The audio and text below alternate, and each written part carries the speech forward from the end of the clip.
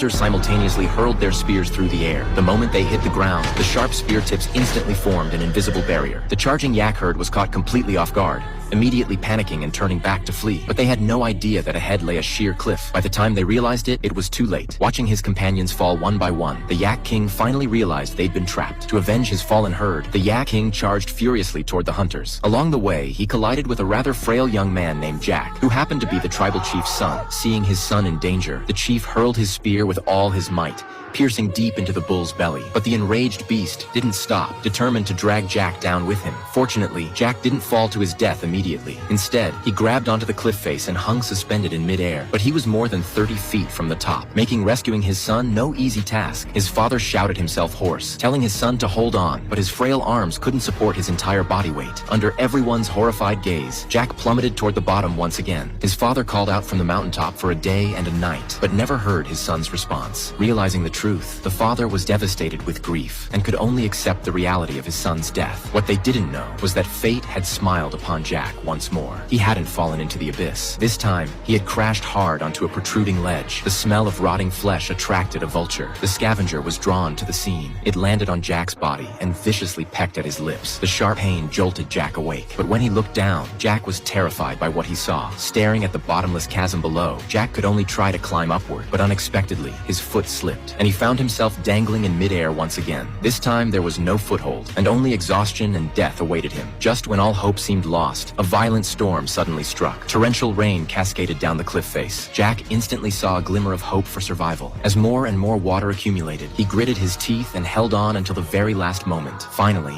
when his strength was completely drained, Jack suddenly let go.